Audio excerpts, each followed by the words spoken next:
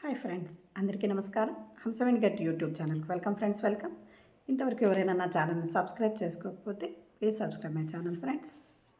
మరి ఈరోజు మనం అంతటా ఆయనే, అంతటా నిండిపోయాడు కదా ఆ భగవంతుడు. దాని గురించి మనం ఇప్పుడు కొద్దిగా తెలుసుకుందాం ఫ్రెండ్స్. ఏ సుఖశాంతుల కోసము మనము ప్రతిరోజు అన్వేషిస్తున్నామో అవి మనలోనే ఉన్నాయి అన్న విషయము చాలామందికి అర్థం కావడం లేదు ఫ్రెండ్స్. శాంతిని పొందాలంటే ప్రత్యేకంగా ఏవో చెయ్యాలి అని ఆలోచిస్తూ ఉంటాడు. అందువల్లనే నా దగ్గరకు అంటే వచ్చేవారిలో మిమ్మల్ని ఆశీర్వదించండి అని మనం సాధువుల దగ్గరికి అడుగుతాం కదా. కానీ నీలో శ్వాస ఉన్నంత వరకు ఆయన అంటే ఆ సమస్త సృష్టి ఆయన అని అంటే ఎనర్జీ అన్నా భగవంతుడన్నా ఒకటే కదా ఫ్రెండ్స్. నీలో శ్వాస ఉన్నంత వరకు ఆయన ఆశీర్వాదం ఎప్పుడూ ఉంటుంది అని అంటూ ఉన్నారు ఫ్రెండ్స్. అంటే మన తలపైన ఉన్నట్లే ఆయన ఆశీర్వాదము. మనకప్పుడు ఏ ఇతర ఆశీర్వాదాలు అవసరం లేదు. సత్యం ఏమిటో మనకు గోచరిస్తుంది. ఏదో చేయడం వల్ల శాంతి చేకూరదు. చాలామందికి ఎన్నో అపోహలు ఉన్నాయి. అంటే ప్రతి వాళ్ళు ఏదో చేయాలి అని అనుకుంటూ ఉంటారు కదా ఫ్రెండ్స్. ఏ శాంతి కోసం మీరు అన్వేషిస్తున్నారో అది బయట ఎక్కడో లేదని, మనలోనే ఉందని అది మనం హృదయంతో ఎప్పుడు గమనిస్తామో అన్నీ ఉన్నప్పటికీ అప్పటికి మనము ఏమీ సాధించలేము అని అంటున్నారు ఫ్రెండ్స్. ఇక్కడ తప్పు అక్కడే ఉంది అని ఒక చిన్న స్టోరీ కూడా చెప్తా ఉన్నారు. ఒకతను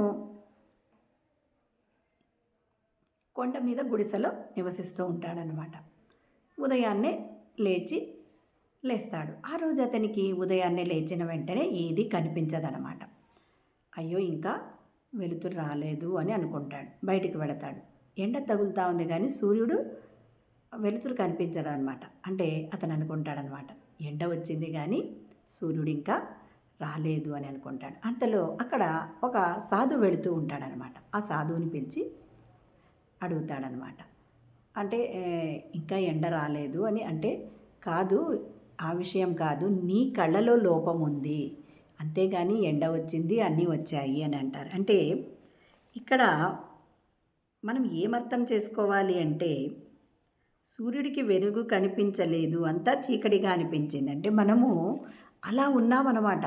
అంటే మన అంతరంగంలోనికి ప్రవేశించకుండా ఎప్పుడు ఎక్కడో వెతకాలి అని అనుకుంటాం. అంటే తప్పెక్కడుంది ఇక్కడ ఫ్రెండ్స్? ఆయనలోనే ఉంది కదా, అవునా కాదా?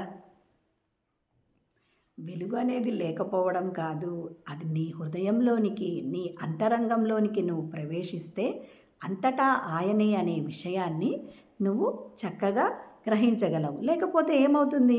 ఉత్త చేతులతోనే రావాల్సి వస్తుంది, ఉత్త చేతులతోనే పోతుంది. అంటే ఇక్కడ మనము సొమ్ము డబ్బులు తీసుకొని వెళతామని కాదు ఫ్రెండ్స్ నేను అనేది. అంటే మనము ఎలా వచ్చాము, ఎప్పుడు కోపము, ఆవేశము, ఇతరులను సాధించాలి అనేది కాదు ఫ్రెండ్స్.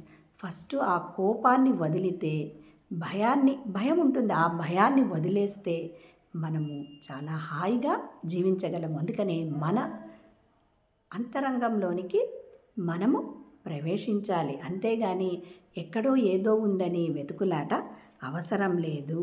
కాబట్టి ఉత్త చేతులతో వెళ్ళిపోకుండా జ్ఞానాన్ని, మరి పరిపూర్ణమైన జ్ఞానాన్ని అర్థం చేసుకొని మనం ఎందుకు ఈ భూమి మీదకి వచ్చాము అనే విషయాన్ని అర్థం చేసుకొని జీవించాలి అని చెబుతున్నారు ఫ్రెండ్స్. మరి అంతటా ఆయనే, అంతటా ఆయన శక్తి ఎల్లప్పుడూ ఉంటుంది ఫ్రెండ్స్. మనం అసలు జీవించి ఉన్నాము అంటేనే ఆయన ఆశీర్వాదం మన తల మీద ఉన్నట్లే కదా ఫ్రెండ్స్. మరి అలాగే ధ్యానం ఎలా చేయాలి ఫ్రెండ్స్?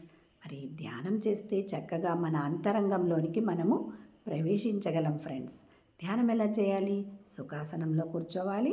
పైన కూర్చున్న వాళ్ళైతే, సోఫాలో కూర్చున్న వాళ్ళైతే కాళ్ళు రెండు క్రాస్ చేసుకోవాలి, వేళ్ళలో వేళ్ళు పెట్టుకోవాలి, కళ్ళు రెండు సుతారంగా మూసుకోవాలి. మన సహజమైన శ్వాసను, మన న్యాచురల్ బ్రీత్ మీన్స్ వాట్, నేను మాట్లాడుతూ ఉన్నా జరుగుతూ ఉంది, మీరు వింటూ ఉన్నా జరుగుతూ ఉంది, మనం తింటూ ఉన్నా జరుగుతూ ఉంది, పడుకున్నా జరుగుతూ ఉంది. అదే పనిగా మనం బ్రీత్ చేయటం లేదు. దానిని న్యాచురల్ బ్రీత్ అంటారు. ఆ సహజమైన శ్వాసను గమనించడమే ధ్యానం ఫ్రెండ్స్.